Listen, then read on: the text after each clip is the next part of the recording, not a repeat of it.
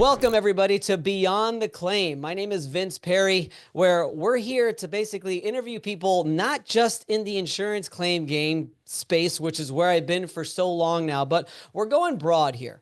We're going to a whole other level here because at this point, being a business owner and an entrepreneur for the last 15 years, my goal is to try to impact as many other entrepreneurs and business owners as well. So if you're a public adjuster and you've been a public adjuster for a long time, understand that you are an entrepreneur and you're really just generating your own business and really running your own individual company to ultimately support your family. So I'm excited about the guest that I have today. And before I introduce my guest, make sure that you obviously follow us on Spotify and make sure that you subscribe to the channel as well, because like I said, we're coming out with some amazing content. And I'm very excited right now to be introducing Stephen Ward. I met Stephen Ward just a little while ago. He's a part of my coaching group, but when he told me about the fact that he took a company from $500,000 to $8 million, it definitely caught my attention. And then, quite frankly, Stephen, you took it a whole other level when you mentioned EOS and you mentioned the fact that you're an integrator,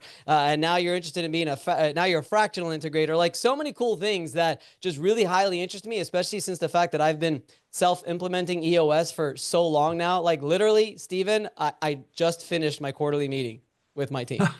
And we went through the whole thing exactly how it's supposed to go. So Stephen, before we really get into introducing yourself, okay, and you are formerly with H2 Visa Business, you're now running a strategic coaching and Airbnb ventures, like you're doing a lot of things. You are a true entrepreneur in every sense of the word. I'd really like for you to give me the backstory of how you were able to take a company from $500,000 to $8 million. Thanks for having me first, Vince. This is awesome.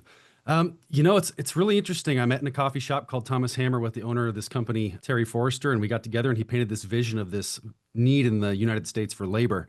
And it was just him and me getting together, and he said, let's grow this thing. I think there's opportunity. And I said, man, this is all I've been looking for my whole life. And so we got together. There was just three of us in the office, and it was like, we're paper, we're file folders that are across the office. And if you've got a phone call, you got to run across the office, grab a file folder. So it's like, we need systems, we need something in place. And we pursued some stuff, the 4-day work week and some other items, and nothing ever stuck. And then I read Traction and just kind of got hooked. And my dad is a business coach, and he went through the whole thing, and are like, we're going to do this. We're going to implement EOS. And so he's a natural implementer, and I didn't realize, but I'm a natural integrator. And what ended up happening is I brought this to the team, and I just basically said, we're doing this.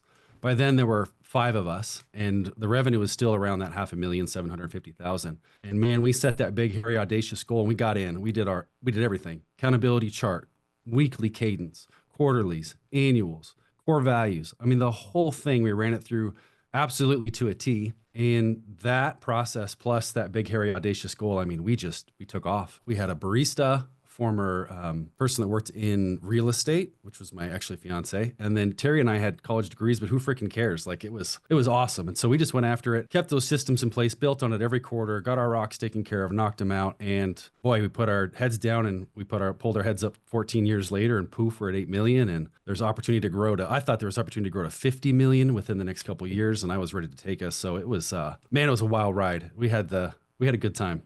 Before I get into the obvious importance of just having structure, having a framework for running your company, and really just setting the systems and operations and procedures to setting your goals and having a proper vision for your company, both short-term and long-term, because all those things is what you're able to implement with EOS and with that just amazing book Traction, which, by the way, it's like, I mean, at this point, it's like a workbook. I just go back to it all the time. And I had to open the book to spit it into ChatGPT so that it could just, give me a nice layout and stuff. But so the business that you took from 500K to 8 million, it's with the H2 Visa business. Could you tell me more about that? Yeah, so no one's ever heard of it. So the H2B and the H2A visa are non-skilled temporary visas. So the workers will come in, fill up to a 10-month role, and then go home, and they do that year after year after year.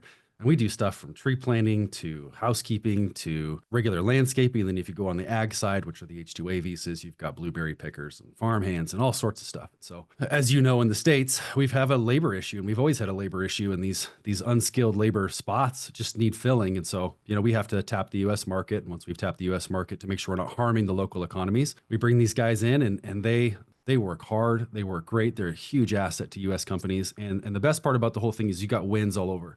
Small and medium business get labor that's reliable and just does a great job. These guys come up and they send boatloads of money home, so their communities are growing.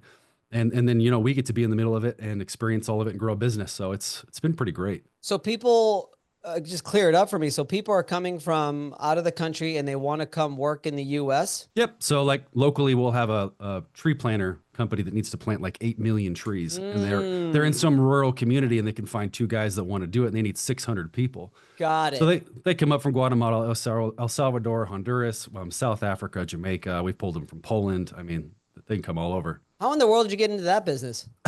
Yeah, well, since my dad's the business coach, he'd been meeting with Terry and going through disc assessments and trying to help Terry kind of jumpstart his business. And he knows what I've wanted to do, so he connected the two of us, really. Interesting. Interesting. So do you speak Spanish? No, nope. I just hire people to do that. Gotcha, gotcha. So you mentioned the fact that your dad's an implementer. For those of you that don't know, an implementer is somebody who basically has, I mean, I might be butchering this, but some kind of relationship with EOS and that whole organization and Gino Wickman, and they assist companies in implementing the actual true way of using the EOS system. Yep. And then you mentioned, of course, you're going to probably using these terms more and more, that you said Terry had the vision for it, is what you said, I believe, which you told me, which also caught my eye in getting you on the podcast, is that you're an integrator. Please explain how those two different roles were essentially one of probably the keys to getting you to scale the business the way you did. Well, Terry'd been in business since 1998, and I started in 2010, and he only managed to get it to 500,000 because, a visionary's got the vision and he can get the thing running. But when it comes picking it up from that point and scaling, visionaries really suffer. And so, as an integrator, my job is to come in and make sure all the parts of the company are running in cohesion, remove obstacles and roadblocks, work on special projects. And it's a lot of behind the scenes work. An integrator is really a number two, and I don't care. All I want is the outcomes. And so that's where the partnership works out. So what happens is once I start down that path, get EOS in place and start running these procedures, Terry's then able to step back, focus on high value relationships, high value marketing opportunities, stop worrying about these 90-day action items that I'm going to make sure gets done. And I'm going to make sure that the team has what they need to get them done. And, boy, that partnership really panned out. It allowed us to buy a company along the path, a different company, absorb it. And that was all because Terry got to stay in his lane, which allowed me to, stay in my lane and just make everything continually better and keep it systematic so that it's reliable. It's boring. It can be boring, but man, it sure produces the results. Well, I mean, I think it's important, number one, to not set out on this entrepreneurial journey alone. I think a lot of the entrepreneurs that you meet are going to lean normally towards the quote unquote integrator, because to be successful, especially in the beginning of an entrepreneur journey, I mean, the sales is so important. The relationships that you build are so important. But the problem is those people are good at that. And once you start to get in the weeds of things and the systems and processes and everything like that, it becomes quite complex. And most entrepreneurs, they don't have the skills to actually really run the day in, day out. I mean, listen, I'm freaking guilty. And I mean, look, even the book compares Walt Disney had his brother, Steve Jobs had Steve Wozniacki. Yep. I'm reading now, oh my God, what a great book. Charlie's Almanac. Oh my goodness, the great investor, Warren Buffett has Charlie Munger. Like every like super uber successful business person has that sidekick that is able to really just assist them in actually implementing everything that they've got going on in their crazy brains. Yes. And say no a lot to the crazy things that are going on in the brains, because an integrator needs to be that barrier between the team and the visionary. The visionary's got 100 great ideas a week, but only one of them needs to be acted on. And if the team, they'll look at the visionary and go, well, he's the boss, he's the man, so let's run. And 2 seconds later, you're whiplashed the other direction. So it's very yin and yang. It's very tug and pull. You have to stay very clear between the two of you as you're moving forward, because it could be combative otherwise if it wasn't. Tell me a little bit about yourself, Stephen. Tell me about your story. How did you get to to this role, and how did you get to the self-realization that you're okay with being the number two and that you're a true integrator? Oh, shoot. How far back do I go? I mean, I played college sports and thought that was going to be the run, and then blew my knee out a couple of different times. And I went to college for business, so I knew that was going to be the thing. Kind of bounced around after college for a few years, doing private investigation, which was awful. Don't do that. Ruin your view of humanity. And, did some part-time jobs here and there. And then when I got introduced to Terry, it was like, it just took off. I knew exactly that's where I was supposed to be. And I didn't know what the integrator role was, but I've always naturally been that. I'm the kind of guy that always says everything's figure outable. Just give me I'll MacGyver anything. And once we figured that out in the business and let me run with that, boy, did it really take off. And so, over those years, I went off and started a buck knives buy and resale business and built it up to something like 80,000 a year. And then COVID happened and they shut out all small dealers. And then I bought a gym at Anytime Fitness right before COVID. It was $2,000 in the hole. We got it back up to even. And then I was in a state that shut everything down. And I used to look at that as a horrible experience. And now I can only see the lessons. It's been a pretty cool thing. And then from the failure of the gym, my wife and I started a photo bus business where we bought a 1978 Volkswagen bus and put, this is all her idea. She's the visionary. So then we put a camera equipment inside of it. And then I refurbished that and two other 1959 old trailers. And so we were running that. And then what I kept doing was hitting these ceilings in my own businesses where I'd reach this cap of what I was capable of doing. And so like my wife and I would be like, it's either we tear each other apart or we sell the business, kind of a thing. And by the way, as a side note, she's worked with me since 2011. And so we've worked side by side together all these years, which has been pretty incredible. But like I said, I told you a little earlier, my wife's the visionary in our relationship. All the great things we have spawned in her brain. And then she puts it in this package that I can act on it. And then I move forward with it. So it's pretty cool. I've tried to bring in my wife into my business several times and we have failed miserably every single time. It just doesn't work. Really? Yes. Well, I don't think all couples are set out for it. And I think the boundaries are good. I mean, I've seen both ways work, and it's better just to know which works for you and don't try to force the other. We do completely opposite things too. She's a pharmacist. I'm an entrepreneur. I told her from the very beginning, I said, you're my investment because I need to be with somebody with some steady income, because in my life, I might be making a shit ton of money one day and I could be broke the next day. So you're my investment for some good and steady income if and when the shit hits the fan. Nice. Well, you guys know each other well. What were some of the big needle movers that really made that exponential growth possible? At LCI, it's the rocks. I always go back to the quarterly conversations, the quarterly meetings the leadership team would have. And my dad would come in and he'd go, hey, it's time for you to step out of the business and work on the business. You guys are a team of investors. Don't pay attention to what's happening going on right now. Shut your emails off. You need to come in and fix this company and move it forward. And so, man, those rocks are so cool. And if anybody doesn't know, a rock is a 90-day action item that stems from their 1-year goal. So you got your 1-year goal set out that's based on your 10-year target. And you go, the 5 to 7 things that must happen this quarter? They must happen. And so you go through a whole process of getting them up on the board and eliminated.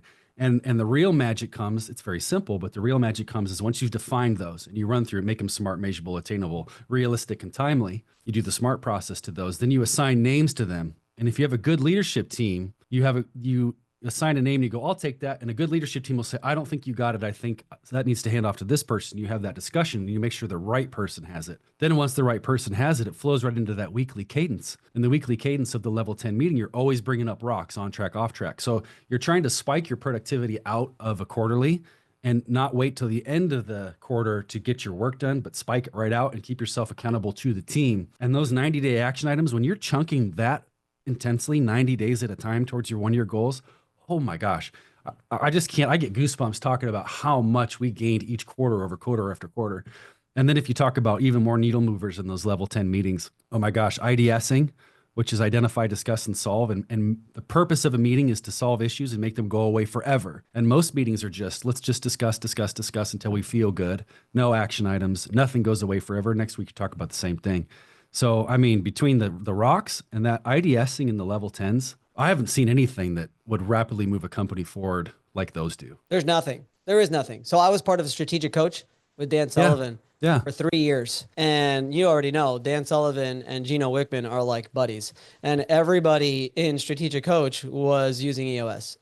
Pretty much every single person in my group. Yeah, I believe it. It's works for a reason. And Gino's He's a genius. He's like Dan. These guys that take these complex things and make them so that all of us can figure it out and do it. Oh man. So we came up with only two rocks. I'm Okay. curious if that's okay. Yes, 100%. It's way better to get those two done than Right. say, get after five and get them not done.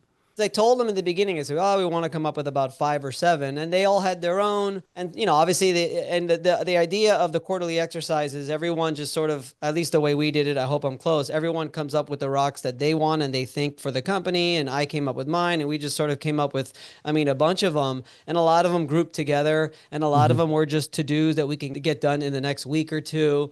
And then when we just kept talking it out, we were talking it out, like we literally just narrowed it down to two, just two. That's And awesome. I wanted to come up with more, and I kept thinking of more to come up with, but then I felt like I was like, no, no, no, like these are the two that we need to accomplish this quarter. If we do this, because there was some other things that I actually introduced to them, some new ventures and some new things I told you about off air here Hmm. that are going to have to be implemented into my marketing department soon. And I kind of caught them off guard, and I can tell that we're a little afraid of it. I said, but that's okay. I said, we don't even have to worry. I'll talk to that company, and I'll let him know that we're going to start with you, baby steps, because we've got to narrow down this focus right here. And yeah, I'm glad that you said that, because I was actually pretty excited that we just have two and we're just going to go freaking all in on those two. Yeah, the beauty of two or five or whatever and getting them done is that chunk of accomplishment that you'll get done in that quarter that would not have gotten done otherwise. The other key part of that is your next quarterly, there'll be a section if you had an implementer that he'll say, what did you learn? And there's a time set aside just for what was great about the rock, what didn't work, what did work, and sort of that post action breakdown really helps you set rocks. Because I'll tell you, for years we would always have one rock that within 2 weeks fell into nothingness. It was actually not real. So somehow we had to figure out how it was so important in a quarterly, and then 2 weeks later became unimportant. And that exercise is really valuable to set more and more valuable rocks as you move along. Yeah, and I still think it's okay because it's two rocks, but there's also the weekly scorecard. Like, obviously we still have the revenue goals, and we do Mhm. have like a particular, we sell a course and we sell a book. So we do have goals for sales, and we have a group mastermind. We do have goals already and all those things entail, posting on social media and our nurture sequence, stuff like that. But so it's not like we only have two goals, but we have just these two things that I'm very excited that, man, if we are able to accomplish it, honestly, Steven, it's like it's scaling from there. And they Yes. all get it. And like, Steven, 9.5, 9.5, 9. And I'm the only one that gave the meeting an 8, I just because I know I kind of scared the shit out of them a little bit, Yeah. and I got a little scared. But I thought of Dan. I thought of Dan, and I was just like, you need to create problems to really, really just grow and like go to the next level. If you're not creating problems, I don't know if it's Dan. I mean, a lot of people say it. If you're Mhm. not creating problems, then you're not really moving the needle much at all. So I No. explained that to them, and they're just like, yeah, let's go. Is that your first quarterly, you said? No, I've been doing it for a long time, Okay. Okay. but it's the first one, yes, that I've probably had probably in the last year and a half. It's Okay. been it's been a wild ride this last I don't need to get into it, but end of 2023, beginning of 2024 was a wild ride. Yeah, well, and then you got this direction of Beyond the Claim, which is super cool. I mean, I love that you're filling that spot. Like you've done business long enough, you're like, oh my gosh, entrepreneurs, they need some help. I love that. Well, I've been in the public adjuster space. That's it. I'm a full-time public adjuster. Mhm. If you don't know what that is, we just represent people when they have insurance claims, and we get a percentage off of their claim for ultimately settling their claim. But over the last 15 years, I've been on this entrepreneurial journey. I've run. This is going to be. I run 3 businesses now, and I ran a tennis academy as well in the past. And through a lot of mistakes and also the success of the businesses that I have now, I've just learned so much. On top of that, the amount of education that I take, the coaching that I spend money on and I get educated on, and the books that I read, and all of that, like all of that has just sort of like accumulated to a point where, I feel a need to branch out a little bit. And I know the riches are in the niches, but I've been in this niche for over 5 years now, and it's a very, very, very small niche. And I just think that honestly, since I got into Dan's program, I have now even been more inspired to just make an impact on more people. And I feel like by going beyond the claim with this thing and really interviewing different people from different walks of life, from different kinds of businesses, like that's going to be a way that you and I and all of us could truly impact more people. Totally. Yeah. I'm on board for that mission for sure. So obviously you are the integrator in this company. I want to go back to how you were able to scale this. And you mentioned the meetings and EOS was a huge part of it. But it seems to me if you are an integrator, I'm going to assume that you're a systems and operations guy. So, and if that's not the case, I digress. But the question that I wanted to ask you is, what role did systems and processes play in the scaling journey, and how did you personally contribute to building those out? So you didn't guess wrong. I think I'm Okay, about good. 20% visionary and 80% integrator. The first system we put in place was just a database, which I had to teach myself how to build. And we put that database in place that allowed us to systemize the process visually in a way that account managers could then basically walk themselves through what we need to get done. All of it was just in your head. It was like the Wild West. You just sort of figured out what you were supposed to do and then ask a bunch of questions and then figure out your own method, which was really tough when you're doing government paperwork. You can't be Wild Westing it. You got to have some sort of system in which you're putting those things in place. And so when you've got the government changing its mood every year, you've got the regulations, and then you've got the mood of the government, and then you've got on top of that whatever presidency's in place. And so we did so it's high volume that we could see the changes in the mood in the government. And if we didn't have a system in which to rapidly adopt and then produced a new widget, so to speak, that would not have allowed us to scale. And the other thing that we really focused on was just making sure we answered the phone really quickly, which I know seems crazy, but it's not common in this era.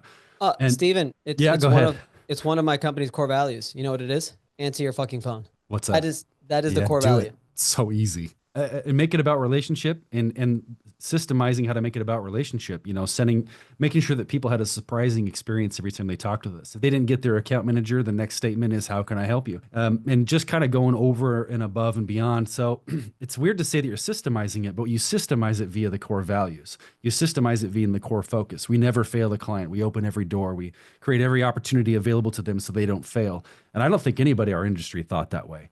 You wouldn't believe, because we were number 3 or number 4. It took us 15 years to get to number 1 in H-2B visas. And our competitors would call us and go, how did you get through that problem? What did you do? We're like, we just didn't stop. And that was part of our core values, right? Initiative and be about relationships and be all in, and courage to step through those times when it's like, the client got capped out. You got to make that phone call and you got to figure out how to move them to the next step. They might have just lost their funding for their kids' college or paying for some sort of cancer treatment. I'm like, very heavy things, because everybody has a business for a reason. So the system comes from being able to implement EOS was such a very no-brainer way for me to have a system right at my fingertips. Gotcha. You mentioned in the show notes here of tactical empathy. So if we can get into a little bit, this is a little bit leaning more towards leadership. Obviously Yeah. you probably led a big team of how many employees did you guys scale to? We were up to 30. 30 employees. Tell me a little bit more about tactical empathy. Like most of my stuff, I'm not the originator of anything. So Chris Voss's book, Never Split the Difference, man, I dove into that really heavy in 2019, 2020, and just started practicing bits of that book. And what tactical empathy basically comes down to is my goal in every interaction, every conversation, every interview, every quarterly, was to make sure that by the time I was done interacting with someone, they could look at me and go, you literally got exactly what I was feeling and exactly what I was trying to say. Because what I've learned is, until you get someone to that point, until you sort of melt the ice in whatever they're holding on to or whatever they need someone else to know that they're going through, I can't actually implement change inside that person. And so applying those, there's some tools within there like mirroring or calibrated questions or labeling. And there's some tools within there that are just fantastic. I was able to sit with people. I've got a guy here at I don't work at LCI anymore, but before I left, we sat down and he was in a role that he was just struggling. So I just sat down, very candid with him. It seems like you're having a rough time here. It feels like you're not producing the way you'd like to. What are your standards for yourself? How do you plan to move forward in this? And by the time we got to the end, I had gotten so core to what he was feeling internally and where he'd like to move, that instead of having to let him go, we found another role in the company that he absolutely flourishes at. And I think a lot of leaders miss that. They'll sort of get after the performance and not take the time to figure out what's actually going on behind the scenes. And when you find out what's behind the scenes and that person can say, you get me, and I want to know what you have to say for my life now. Oh man, the change that can take place and in the parallel movements that can take place to keep a good person in the company, I think the sky's kind of the limit on that. It's pretty cool. Yeah, and I think sitting down with every single person on your team and really truly finding out what it is that they want for their lives and what they want for their future. I Yeah. literally was talking to somebody just yesterday, and we were trying to go over his goals and see what he wants in the business. And then he Hmm. got into how he wants to retire his wife. He doesn't want his wife to be working, and he would actually prefer if she was working in his business and helping him out in things. And I was just like, that's cool. Like if you could find out what the internal motivation is and what their ultimate goals are for their own life, especially your employees and inside, I mean, that's just next level. And then people understand and they know that you care. Yeah, it's crazy because they'll be performing or acting a certain way. And some of this is the three laws of performance. People's performance is directly related to how the situation occurs to them. And so, if you've got somebody who feels underappreciated, they could act out in multiple ways. Oh, I need a raise. I want a promotion. Can I come in late? And really the whole deal was they just don't feel appreciated. And if you can actually melt that ice and get to the point where they can express that to you and they can say, I feel like you get me, then you can work with something. And I think a lot of businesses will just go to, okay, then get them a raise. Maybe they'll be happy. And I don't know. I guess that kind of works, but it doesn't No, work it long doesn't. term. It doesn't. I used to think that worked. I always used to think that would work. Maybe I wasn't paying them enough, and if I pay them more, that they'll work harder. But no, I actually learned rather quickly that that's not the case at all. And then you got turnover, and then you got to deal with that whole process. What was one of the biggest struggles that you had in scaling a company from 500,000 to 8 million? What's one or two that stand out? Because I know that's gotta, I mean, I don't know. I've never had an $8 million company, to be honest, but it's got to be some real complicated things that come up and some major challenges. I'll tell you, finding good talent and instilling the core values. So one of those challenges was initially trying to instill core values, and that's wrong. Find people that exhibit the core values, and you can get there through an effort of tactical empathy and good interviewing skills. I mean, you could really break somebody down. And then we never did just one interview. We always did at least two, usually three, because a person, if they're going to fake it, they can't usually maintain that through three. And then maintaining a sort of a mom and pop feel as we went from 80 clients to 800 to 1,000 clients. It's like, okay, we've got 15 account managers. How do you make sure that each account manager is making those people feel like we did in the beginning? And so that came again back to a lot of the systematic application of these are the core values. We talk about them all the time. This is how you're doing it. This is how you're not doing it. If you're struggling with this type of client, go talk to this account manager. They're particularly skilled with that type of interaction. And so keeping that a central focus, it's not always gone perfectly, man. And if somebody drops that ball, it's what we're known for in the industry. Is we're known for being those people that are friendly and warm and pick up the phone and take care of you. So yeah, I would say that became a ceiling we were approaching. What were the core values? So all in was a big one. Courage, about relationship, initiative, and scrappiness. And I love scrappiness. Scrappiness is one of my favorite. So yeah, we preach those all the time.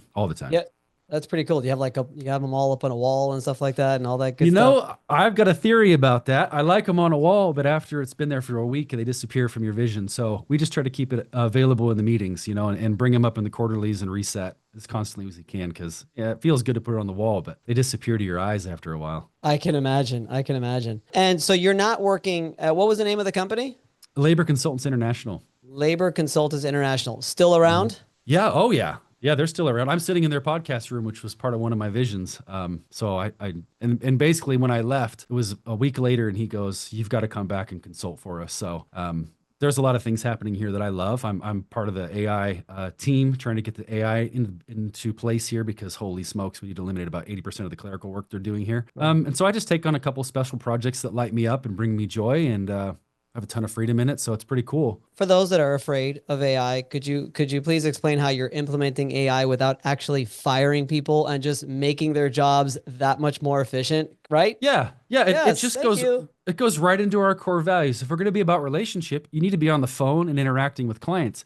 If you've got a mountain of clerical paperwork that these account managers have to do from August all the way through March, and they spend all their time doing that, and they're burning themselves out, and they're waking up in the middle of the night wondering if they submitted that paperwork correctly. If you can get 80% of that eliminated, go back to focusing on the business owner and figure out what makes them tick. What challenges are they facing? How can you better serve each one? I mean, come on. That's where we're all going anyway. And we felt it as we go more and more digital. Relationship is the best currency there is. And also making your job as efficient as possible so that you could Oh, yeah. also, and I tell this, it's like, it's to the administrators as well. Like, this is not just an AI is like an entrepreneurial tool so that they could hire less and save on labor. It's no, it's all, to me, all about efficiency and ultimately just making you, I think it's about expansion. It's going to just ultimately expanding us as business people, as overall humans. When we were able to all of a sudden, Google that thing that we couldn't remember in that conversation with that person about that one thing, that before you would never even remember it. Yeah. Now you're that much smarter because in a matter of seconds, you could find out and remember what that thing is, which is what AI is doing now, where it's just now, I literally created a business plan yesterday in about 30, 45 minutes, talking Mhm. to it, uploading a bunch of stuff, and then it's spitting me out. I mean, just epic, and an entire marketing strategy around it. So now I'm that much more valuable, which is what I use to my employees as well, and the adjusters that I have, and just telling them, like, it's not about replacing you. It's literally about making you actually that much more valuable to me and to everyone around you. Absolutely. And there's no plan here to let anybody go. If anything, they might need to scale with more account managers to produce more of a, white glove relationship experience. And the idea right now is to bring in some agentic systems that basically act as employees for this clerical stuff, eliminate errors, again, be able to extrapolate from 15 years of a database. Man, we've got everything we need right here, and it can happen rapidly. What, yeah, so you mentioned that, but what are some cool things that the audience could relate to that you're using AI for? So we're using a program called N8N, and we're going to integrate it with FileMaker, which is our database. And what we're going to use it for specifically, like we have crazy stuff where when you're advertising these jobs to the U.S. Workforce, you get applicants. So all of our employers get applicants, and they've got to take these applicants in, record them somewhere. We talked to them here, we hired them, we didn't hire them. That information comes to us. We have to put it in our system currently, hand key it into our system, produce a report, produce information that goes to the government, and then submit it to the government. All of that can be done with AI, an agent that does it from the start, where they fill it out online, make sure it's vetted as it comes and being entered by the client, comes to us, gets extrapolated, put into the report, and submitted to the eyeballs of the account manager, who can go, yeah, that looks great. You just saved me 3 hours. I mean, times 800 clients, times every single year, times how many jobs each client has. I mean, it's a huge game changer, and that's just one. And I can name 7 easily. We were talking, I was talking with my wife last night about the interview process, where if you could train your AI to understand your core values, understand your core mission, understand your 10-year vision, and the whole culture and personality of your company, that you could literally just interview somebody, and based on that interview, the AI could determine whether or not this is a good candidate for your company or not. Save us from the first interview, man. I'd love that. Isn't that cool? That's so cool. You branched out now, and you've taken your strengths into another business venture, Mhm. basically, right? And that's a fractional integrator. Fractional, something, the term fractional, I first heard about it, I'd say probably about 3 or 4 years ago, while I was in strategic coach, because I just thought it was interesting that you could actually hire a fractional CEO. You could hire a fractional COO. I thought that was the fact that you could hire a CEO to be the vision. I thought that was interesting. But you are a fractional integrator now, and I mean, tell us a little bit more about that. Yeah. So I hate to talk about it because it feels a little bit like bragging. Like, coming to terms with my unique ability is kind of like, it feels like I can say it confidently, but I know there's a lot to learn. So that's my caveat. What I've been doing is I've been sitting with business owners, and right now, within about an hour to 2 hours of a conversation, expressing tactical empathy and taking people through, really getting onto the side of what they're facing, I feel like I can spot crucial issues that they're facing and give them direction on which way to go with that. And so far, that's what it's turned into, is sort of like this conversation that happens. And I know I've been successful because it's happened every single time. The very next day I get a text that goes, I literally can't stop thinking about our conversation. When are we getting together next? And so it's been really interesting. And then like here for LCI, it's special projects and like diving to the root of like say how AI could be implemented and impact the bottom line of the company. And so it doesn't take on the same look every single time, but it always starts with me somehow, and I don't know why, but somehow being able to get to the crux of a situation rapidly, pinpoint it, and produce solutions. Well, this leads me to my next question.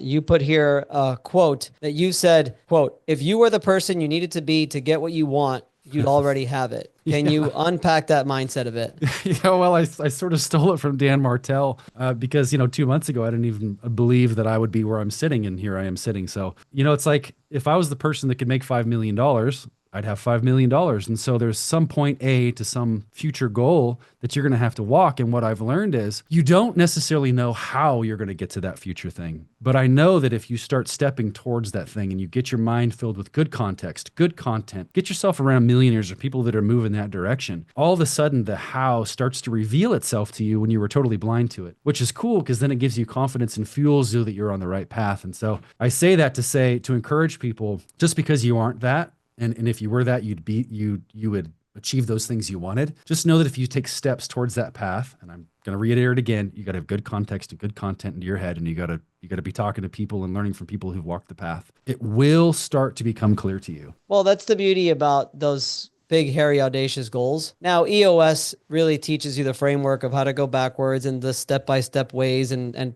time limits and quarterly goals and all that stuff to ultimately get to those big, hairy, audacious goals. But I like the big ones we've been setting, like the billions of dollars, the private jets. One of my mastermind members said owning an island, and really, it's not about, like you said, the goals that you set, but it's about the person that you become on your way there. I have a little story about that, and I deviate from EOS on this one. I don't buy into the way they do their hairy, audacious goal. And I say that with confidence because LCI kept trying to pursue that and we could never come up with it. I am a very firm believer in Dan Sullivan's 10X approach. And why that exercise is so valuable is I was meeting with the gym owner and she said, man, our trading really stinks. We're doing great. We've maxed out our gym membership, but our training's awful. I'm like, well, what do you make in a month? She's like, 5,000 a month. Well, what could it make? And she goes, well, it probably could make 500,000 a month. I go, well, by when? And she goes, 4 or 5 years out. And I said, guess what? You're going to do it in 6 months. And her eyes just popped. And it's not about doing it in 6 months, but it was about that mental exercise because she had just been complaining to me about people, about staff, about their production. And all of a sudden, when she contemplated $500,000 in 6 months, it immediately became clear to her which direction she needed to start moving. And I just think that's so valuable, these big goals, the island and everything. And if you can allow yourself, that's just what I struggled with, allow yourself to say it out loud and run through the mental exercise, it reveals what you should stop doing immediately and the few things that you need to start on. Oh, it helped me tremendously. It helped me really actually establish an entire game plan for this year. That's awesome. And certain goals that I need to hit. And I mean, 2025 has just been a year of impact, just being impactful to as many people as possible. And I mean, everybody in my team can see it too. Everybody in my team can see it. And every Monday I do leadership training with them where it's not with the leaders, not EOS leadership, it's leadership training on the principal values of having the proper mindset and the leadership skills for them to grow and be what Ed Milet says, the one. I told them, I said, I want you guys to aspire to be the one for your family, for your group of friends, for the business as well. And in order to do that, you have to lead yourself, learn all the proper mindset and leadership principles to just ultimately, have that self-confidence to actually do it. And it's been a huge game changer. Again, Dan always says millionaires build processes and billionaires build people. Yeah. Holy crap. That one hit me like a ton of bricks because as soon as I started focusing on the people themselves, I mean, it's very rewarding for me and it's life-changing for them. How are you overcoming deprogramming these people of what leadership means and how they constantly conflate it with command and control or people in positions of power? Like, how are you drilling down this whole concept of leading yourself? Are you experiencing that resistance and how are you overcoming it? I'm not experiencing much resistance at all. What I'm experiencing is not much resistance, but sometimes they look at it as just kind of like ooey gooey mumbo like kumbaya shit. You know what I'm just saying? yeah, Yeah. I gotta read and I gotta develop myself and have a vision and meditate and visualize and feel it and sense it and desire it and all these things. And sometimes I do feel like it falls flat. But there's two things that I think happen. I think number one is if you hit one of them, I mean, you're on the right track. Right. And I know that there's several of them that continuously thank me that this has been one of the most rewarding experiences just working in my companies. And then number two is I also am a firm believer, which I've always been good at this, but when people know that you give a shit, that you Yeah. actually give a shit about them. I Yeah. always say give a shit too. It's just like, I don't know, it just sounds better. But that you care, right? People don't care how much you know until they know how much you care. I say that over and over again. I do think that goes a long way, even if it's falling flat for them. I do think maybe inside subconsciously, they're just like, right, well, you know what? That's kind of cool. So I haven't had too much, but I do think that it's not the combative part. I think it's more, there's still a lot of them that don't believe that they're capable of being Yeah. leaders, that they're administrators and that's where they're going to be. Steady income, that's what I want. Or, in the public adjusting niche here, I've got the most followers, the most subscribers, the most watchers, the social aspect of it. I'm like at the top, pretty much. And my team, I keep telling them like, dude, I shouldn't be the only YouTube channel. Get on social media, like post. And then I feel like they're just like, yeah, well, he's already there. I don't want to look like him. I don't want to be. So I feel like there's a lot of self-doubt on whether or not they Yeah. can do it. And that's where I would say I can tell that's where I guess the backlash is they don't want to do it. Yeah, it's shocking how many people don't dream for more and find the comfort in the status quo and sort of live in it. Yeah, it's I interesting. try, but I try, and that's all we can do is try our best. And some people are going to take it in, and some people are not. Well, you can do it. You know how a situation occurs to somebody arises in language, and as leaders, what is at our disposal is generative language. And if you can continually and constantly paint the picture in language, what it might look like for them, it's sinking in. You know it. You can feel it. So yeah, that's awesome. That's cool. You're doing that for your team. Well, you tell me though. For someone trying to become a better leader tomorrow, what's the one thing that they can start doing today? Man, one thing they can start doing today, find the best leader you can find and read all their books. It's context, context, context. My biggest regret is not hiring a business coach until 10 years after my entrepreneur journey. There you go. And that's what I call the reading the books is the poor man's, mentor, but an actual mentor's phenomenal. Oh, I forgot who it was that it said that. Yeah, my mentors and no, I think it was in what book was that?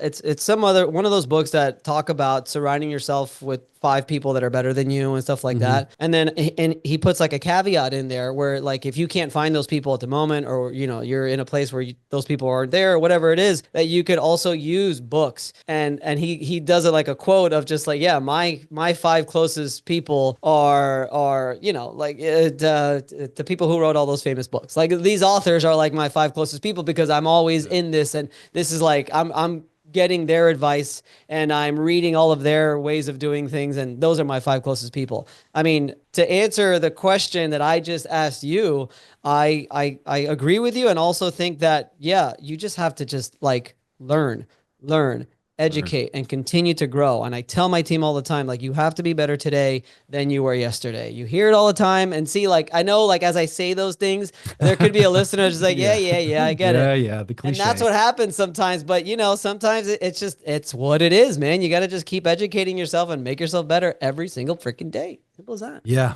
Yep. On the good days and the bad days. The story that I have for that is, my wife is a powerhouse visionary. She can take something that didn't exist and sort of flesh it into something that she can express to somebody, which is amazing. But she's avoided and stayed away from reading books and stuff. And so when I finally got her to listen to Buy Back Your Time, and then she found Renee, Dan's wife, and she went from all I listen to is murder podcast to the only thing I want to listen to is a podcast by someone like Vince or someone like Renee. And that input, the transformation I'm seeing in her. I mean, I thought she was a powerhouse before. She's coming into a juggernaut. And it's just that simplicity of 10 pages of a day. And, we're doing the 75 hard challenge. I just finished, but I'm not going to stop because I love it too much. And she's been on it. She's got 10 days left, and that's changed everything. Absolutely everything. The requirement of those 10 pages of a book a day, it's shifted her mind, and she was resistant, and it still happened. How has it been now in your fractional integrator role, and I'm sure you have a book of clients, how has what you've been learning in regards to impact and leadership and mindset and vision and big goals to buy islands and stuff like that, how has that been, man, implementing it to your clients? It's been great, right? Tell me it's been great. It's so cool. And it's It's so cool cool. because for some reason these business owners can't see it for themselves. They read the book and they're like, wow, that's super cool. And then they go to the next thing. And when you can sit there and make it, you can flesh it out for them in that moment when it clicks. Ah, man, I love that moment. That's where that text the next day of like, I can't stop thinking about our conversation. That's what gets you out of bed in the morning. That's super cool. I went through my mastermind and we do a quarter, we do like the weekly calls like we have. And then we do a quarterly in person as well. And we went through the whole exercise and it was just cool. One guy wanted to buy an island. One guy was $100 million. Another guy was $1 billion. And a girl, she wants to actually run totally out of left field. She wants to be the owner and run a successful fashion heel design for women for fashion heel.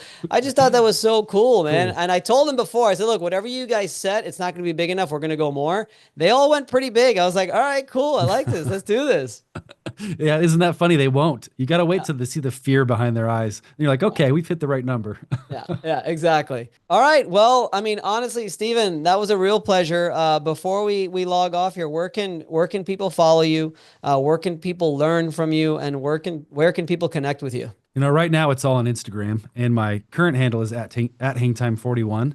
That's probably going to change because I'm learning some tips and tricks on how to do that. So my journey in social media is new, but that's definitely going to be the best place. Okay. And what's just one final piece of advice that you can give to the entrepreneur out there who's really looking to, just go next level? Like, what's a good piece of advice that you could give, whether in their business, in their personal life, whatever it is you choose? Don't be afraid to say the big thing out loud. Let that process change you no matter how much it scares you. Boom. Mic drop. That was awesome. Stephen, thank you so much for coming on. We'll make sure that we put all the contact information here below so people can like, follow, share, and all that stuff. And yeah, man, I appreciate the time. Thank you so much. Thanks, man. This is awesome.